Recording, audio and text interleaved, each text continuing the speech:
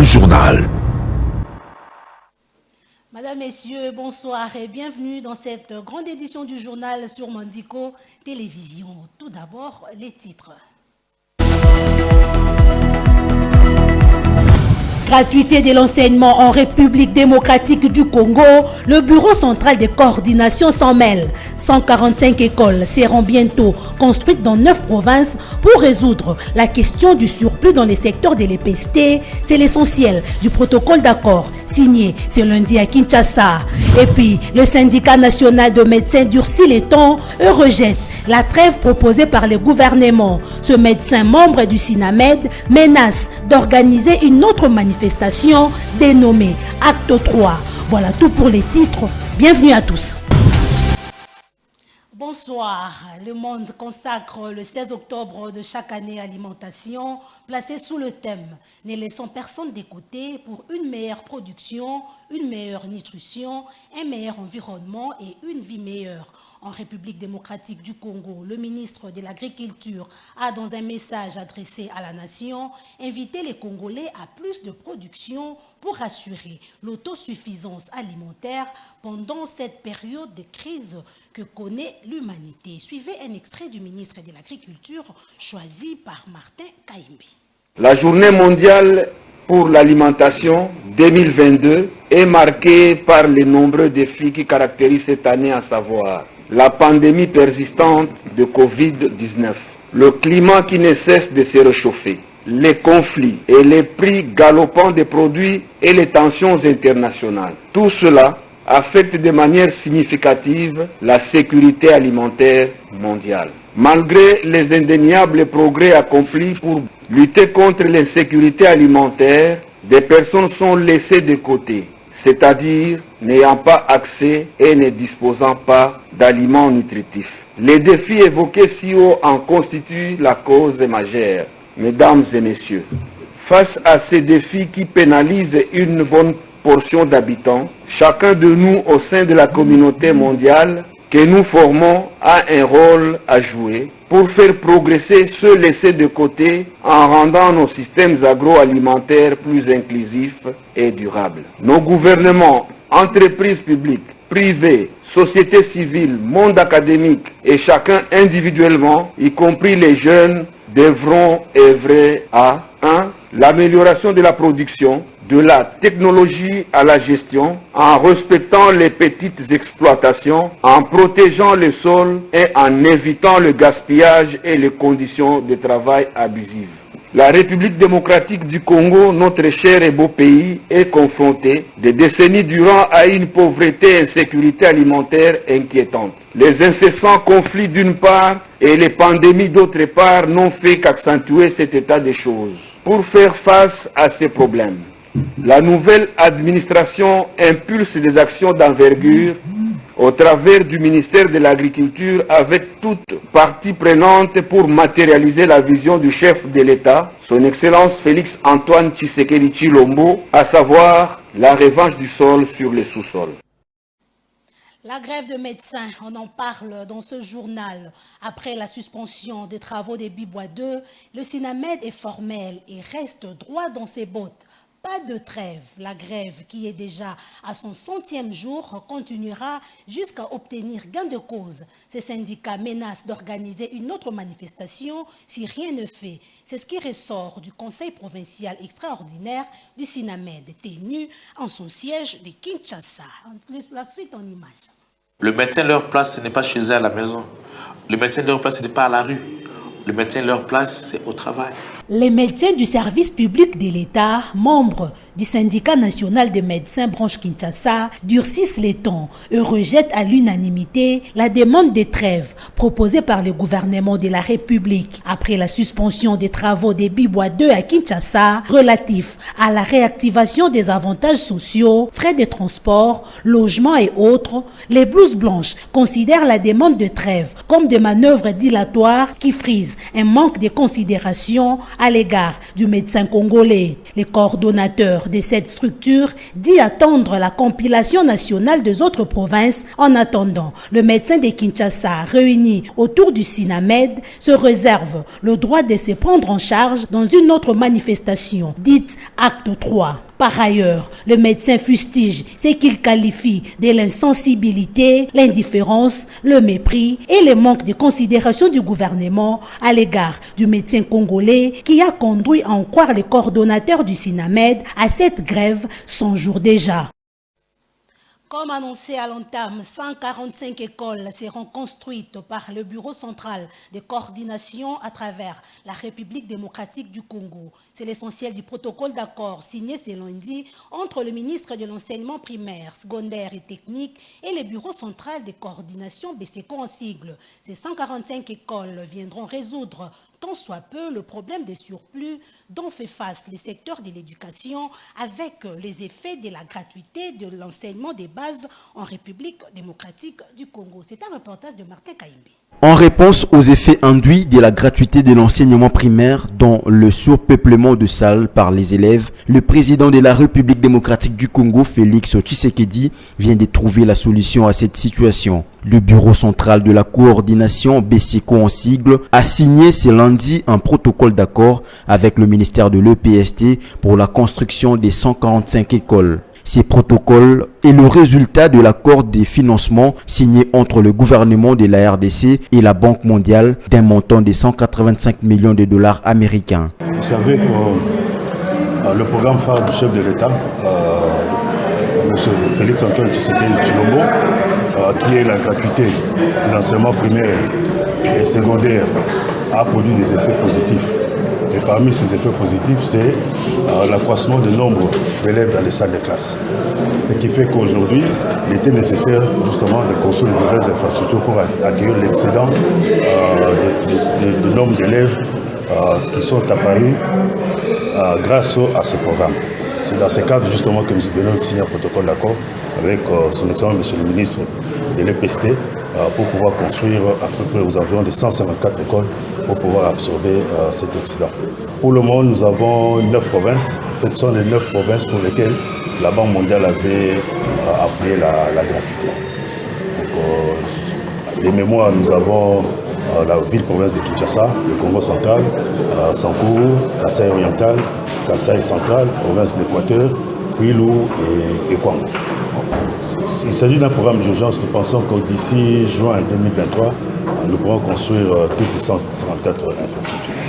Outre la construction de ces 145 écoles, le ministre de l'EPST a négocié et obtenu de son collègue des finances un montant de 60 millions, soit affecté à la construction et à la réhabilitation dans 9 provinces éducationnelles des infrastructures scolaires. Conflit interethnique à Kwamount, une délégation des chefs traditionnels Tekewumbu avait franchi les portillons du bureau des speakers de la Chambre basse du Parlement. En toile de fond, les conflits qui sévissent dans le Maïndombe, précisément dans les territoires des Kwamount. Christophe Mbosso les a exhortés à la culture de la paix, que ces conflits n'arrivent pas à Kinshasa. Suivez ce reportage. Les conflits de Maïndombe ne doivent pas arriver à Kinshasa. C'est la demande faite par le président de la Chambre basse du Parlement, Christophe Mbosso, à la délégation de chefs traditionnels Tekewumbu, conduite par le député national Mota Ngaliema. Nous devons tout faire pour préserver la paix dans nos différentes entités afin de garantir une bonne saison agricole pour nos enfants, a renchéri les speakers de la Chambre basse du Parlement. Message bien compris par les participants à cette rencontre, comme le confirme le chef de la délégation. En tant que fils du chef coutumier, le président de l'Assemblée nationale a dit que personne ne changera les plateaux Bateke en plateau je ne sais pas d'où. Parce que c'est Dieu qui a voulu que ces plateaux-là appartiennent au Tekewumbu. Nous demandons à nos frères Teke et Yaka, qui sont encore dans l'ignorance, que le trouble n'arrange rien, de cesser de s'entretuer. Nous sommes en période de culture. Les villages sont vidés. Il n'y a plus de champs, il n'y a plus rien. Ça a des conséquences. Donc, il faut qu'on arrête cette barbarie. Les chefs traditionnels ont pris l'engagement de tout faire pour préserver la paix et la tranquillité dans leurs entités respectives. Tout à fait autre chose, l'Alliance des Tshisekédistes pour le changement des Congolais, ATSECO en sigle, a procédé à la notification des membres de son bureau et des hauts cadres du parti afin d'envisager dans le tout prochain jour à l'installation comme à la sortie officielle de cette formation politique. Reportage.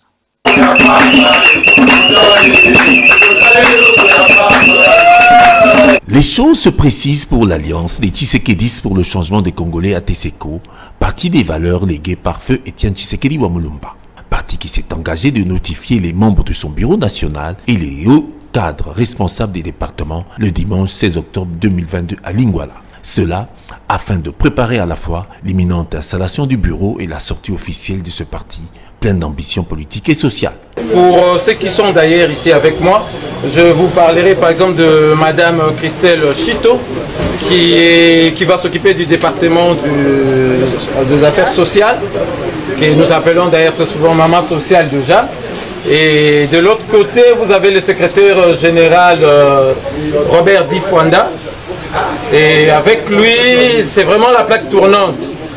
De l'autre extrémité, nous avons celui qui est chargé de l'implantation, de l'organisation et de l'implantation, Monsieur Nathan Poy. Dans une ambiance ténue par les sympathisants de la base 19, l'une des multiples bases que compte ce parti des jeunes, déterminé de changer les perspectives et l'avenir du Congo de demain, le coordonnateur national Dani Mulumba Tchamalenge a capitalisé la cérémonie en marquant plusieurs gestes, dont le don aux militants de la base 19, la présentation des attributs de l'ATSECO, c'est-à-dire polo, képi, écharpe et accessoires du parti, avant de passer au clou de la cérémonie, à savoir la remise des notifications aux nouveaux hauts cadres. Cette date d'aujourd'hui est une grande date. Elle sera désormais marquée dans les annales de l'histoire, simplement parce que aujourd'hui l'ATSECO connaît ses dirigeants, ces hommes forts, cette jeunesse forte qui sera déterminante pour le changement des Congolais. Oui, nous sommes l'Alliance des Tshisekédistes pour le changement des Congolais. Et cet après-midi, nous avons procédé à la notification des uns et des autres, de sorte que chacun puisse comprendre quelle est sa responsabilité face à ces changements que nous sommes appelés à apporter dans la vie, si pas dans le quotidien du Congolais. C'est une étape importante que vient de franchir l'Alliance des Tshisekédistes pour le changement des Congolais ATSECO pour se mettre au travail dans les valeurs prônées par feu Étienne Tshisekedi au service de la jeunesse, du peuple et du social. Le gouvernement de la République, via le ministère des Transports, Voies de Communication et Désenclavement, concrétise son projet de doter toute la province de bus de transport. Après les provinces du Grand Kassai et du Sud-Ubangi, le ministre des Transports, Chérubin Okende, a remis 5 bus Transco pour la province du Sankourou au gouverneur Jules Lodi. Suivez tour à tour le ministre et les gouverneurs du Sankourou dans cet élément. Toutes les provinces de la République démocratique du Congo seront dotées des bus Transco pour faciliter les déplacements internes des populations. Vœu concrétisé du gouvernement par le ministre des Transports, Voies de Communication et du Désenclavement, Chérubin Okende Senga, à l'occasion d'une nouvelle remise en présence du député national, Guy Mafuta, prise à témoin. Je voudrais ici saisir cette opportunité pour rassurer d'autres provinces. Il n'y aura pas de délaissés. D'autres provinces sont aussi dans le programme. Et nous allons l'exercer, nous allons le réaliser. Ce dont Transco a pour le moment besoin, en m'adressant à un honorable député, c'est le soutien aussi de représentants du peuple pour que Transco puisse continuer sa voie d'épanouissement, de développement. Après les 3 provinces du Grand Kassai et celle du Sud-Ubangi, le tour revenu à la province du Sankourou de bénéficier de 5 bus Transco réceptionnés par le gouverneur en personne de cette entité, Jules Lodi, qui en a reçu les clés des mains du ministre. Je rappelle que lorsque j'ai vu le ministre, il m'avait dit, j'ai été instruit par le président de la République. Le Sankourou est aussi concerné par le changement. Ça a été très fort. Mais au-delà de cette symbolique, je me rends compte que ce gouvernement de la République, c'est un gouvernement du changement. Ce changement est là. Je ne peux que dire merci à toute la République. Le ministre national des Transports, Chérubin Okende, a rassuré davantage de la ferme volonté du chef de l'État, Félix Tshisekedi, d'honorer ses promesses en ce qui concerne les transports des populations. Les promesses du chef de l'État ne vont pas s'arrêter là. Bien entendu, on aurait pu dire la charité bien ordonnée commence par soi-même. Mais la vision de Félix Tshisekedi n'est pas de la partisanerie provinciale. Mais est-il que le Sankourou, moi-même ressortissant du Sankourou, je suis fier de l'être, je voudrais saisir cette opportunité pour vous encourager davantage. Cet acte du président de la République voudrait démontrer à la face du monde que le Sankourou n'a jamais été délaissé. Dans peu, toutes les 26 provinces rouleront à la vitesse des bus Transco, société de transport public qui fait honneur à l'État congolais pour le bien-être des Congolais. Et puis, la première dame de la RDC, Denise Nyakeru Tshisekedi, a échangé avec Bobby Ladawa, la veuve Mobutu, sur le projet, sur le lancement du projet au féminin. L'épouse Tshisekedi a profité de cette occasion pour visiter à Rabat la tombe du feu maréchal Mobutu Sese Seko Kukungwendo Wazabanga, roi d'Isaïr. Suivez ces commentaires de Vini Junior Ngali.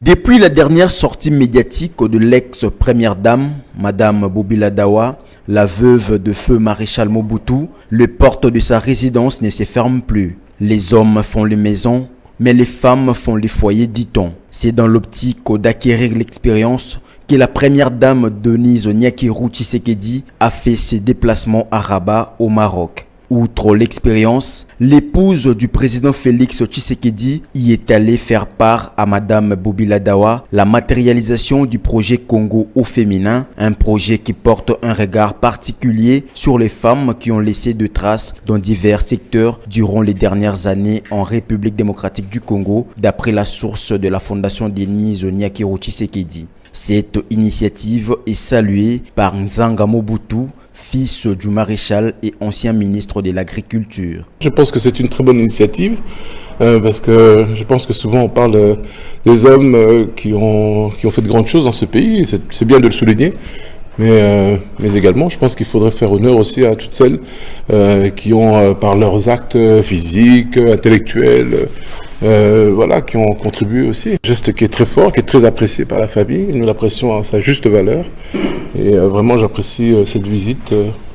Et c'est un signal vraiment très fort qui est lancé à toute la famille. Et je pense que ça permettra, en tout cas dans les temps à venir, d'arriver à détendre un peu l'atmosphère et puis nous parviendrons peut-être un jour aussi à ramener la dépouille de notre père. Après les dîners, la première dame Denise Nyakeru Tshisekedi ne pouvait pas quitter la ville sans rendre hommage au deuxième président de l'histoire de la RDC, une gerbe de fleurs déposée sur sa tombe, un geste autant symbolique que significatif pour la famille Mobutu et les pays tout entier et qui sera gravé dans la mémoire collective.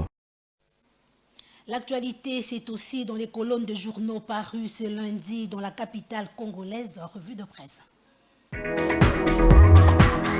Nika Kwamoud, après les gouverneurs du Grand Bandundu, Christophe Mbossou prodigue des conseils au chef coutumier Tekewumbu, renseigne les quotidiens Le Journal en sa manchette. Le président de l'Assemblée nationale, cité par le confrère, fait tout ce qui est de son possible, en croire le journal, pour le rétablissement de la paix sociale dans les Maïndombe. Pour mettre fin à ces violences dont les répercussions se font sentir sur l'ensemble du Grand Bandundu, il multiplie les contacts avec les forces vives de la société. Au centre de leurs échanges, des savoirs le quotidien, la préparation du terrain pour la mission interinstitutionnelle qui sera dépêchée dans un proche avenir dans le Grand Bandundu par le chef de l'État. Dans un autre chapitre, l'avenir signale que la SICOMINE accuse l'inspection générale des finances de violer les contrats sino-congolais en suspendant unilatéralement les exonérations douanières en profit de la SICOMINE SA, explique le journal. Nombreux sont les experts du domaine qui veulent savoir si l'équipe de contrôle de l'IGF déployée dans l'ex-Okatanga n'a pas violé les contenus du contrat sino-congolais. Pris dans les mailles de l'IGF, les financiers du Congo Airways passent aux aveux au parquet. 1 500 000 $ américains de carburant retournés chaque mois au cabinet de l'économie, rapporte Africa News à sa une. Un rapport de l'inspection des finances attestant un détournement en série de millions de dollars par les staffs de la compagnie aérienne nationale Congo Airways est à l'origine de l'entrée en cavale du directeur général. L'entreprise vit ces derniers jours, à en croire les rédacteurs de l'article, de l'avis d'un grand nombre d'observateurs. Parti des 4 avions, 2 A320 et 2 bombardiers, Congo Airways tourne difficilement avec un seul aéronef alors que les personnels alignent de mois d'arriérés des salaires, regrettent les tabloïds.